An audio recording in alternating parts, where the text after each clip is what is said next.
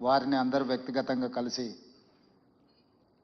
వారిని అభినందించాలని కార్యక్రమాన్ని ఏర్పాటు చేసి ఈ కార్యక్రమానికి పిసిసి అధ్యక్షులు మహేష్ కుమార్ గౌడ్ గారు అధ్యక్షత వహించి సిపిఐ నారాయణ గారు, సిపిఎం నుంచి జాన్ వెస్లీ గారు, సహచార మంత్రివర్గ సభ్యులు, పార్లమెంట్ సభ్యులు, శాసనమండలి సభ్యులు, శాసనసభ్యులు, జస్టిస్ సుదర్శన్ రెడ్డి గారిని అభిమానించే వాళ్ళు, గౌరవించే వాళ్ళందరూ ఈ కార్యక్రమంలో పాల్గొని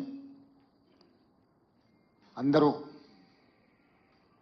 ఒక తాటి మీదకి వచ్చి తెలుగు వాళ్ళందరూ కూడా జస్టిస్ సుదర్శన్ రెడ్డి గారికి అండగా నిలబడాలి అని చెప్పి ఈ కార్యక్రమంలో మనం నిర్ణయం తీసుకోవడం జరుగుతుంది.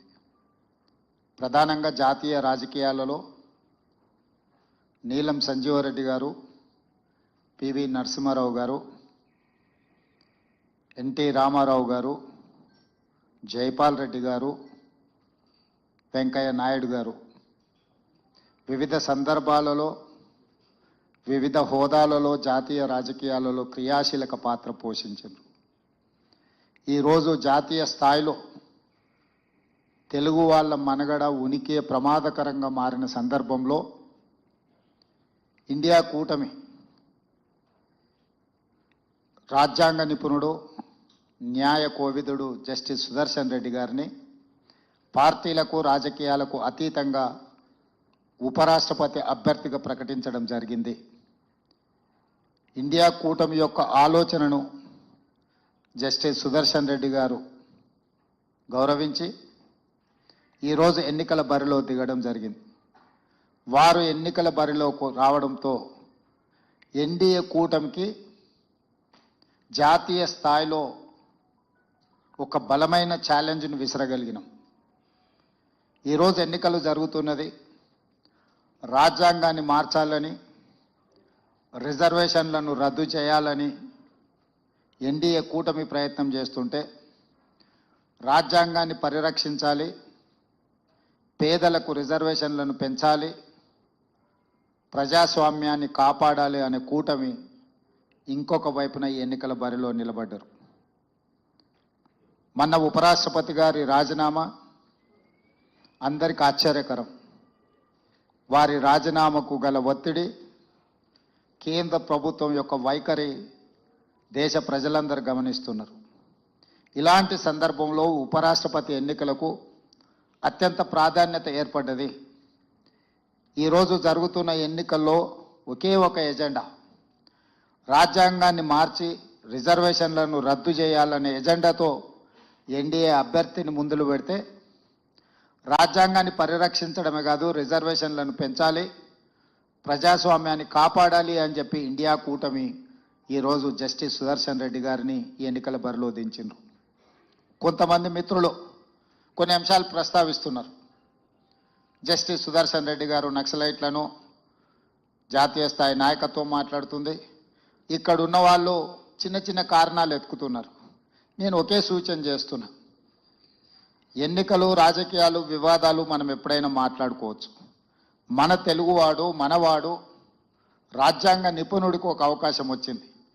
జాతీయ స్థాయిలో మనం ప్రతిష్ట కోల్పోతున్న సందర్భంగా తెలుగు వాళ్ళ యొక్క గౌరవాన్ని, ప్రతిష్టను పెంచే సందర్భంలో జస్టిస్ సుదర్శన్ రెడ్డి గారు అభ్యర్థిగా రావడము, మనందరం ఏకతాటి మీదకి వచ్చి రాజకీయాలను, మన మధ్యలో ఉన్న భిన్న అభిప్రాయాలను పక్కన పెట్టి జస్టిస్ సుదర్శన్ రెడ్డి గారికి అండగా నిలబడాలి అని చెప్పి నేను ఈ వేదిక మీద నుంచి విజ్ఞప్తి చేస్తున్నాను.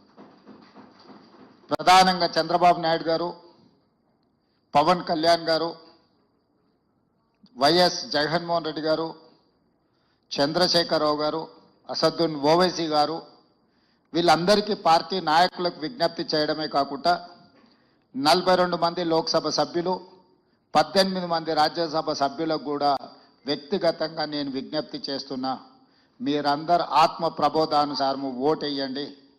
ఈ దేశంలో హిందీ భాషను అత్యధిక జనాభా మాట్లాడితే ద్వితీయ స్థానంలో తెలుగు భాష ఉన్నది. జాతీయ స్థాయిలో తెలుగు భాష 2వ స్థానంలో ఉన్నప్పుడు జాతీయ రాజకీయాలలో తెలుగు వాళ్ళ యొక్క ప్రాధాన్యత కూడా పెరగాలి.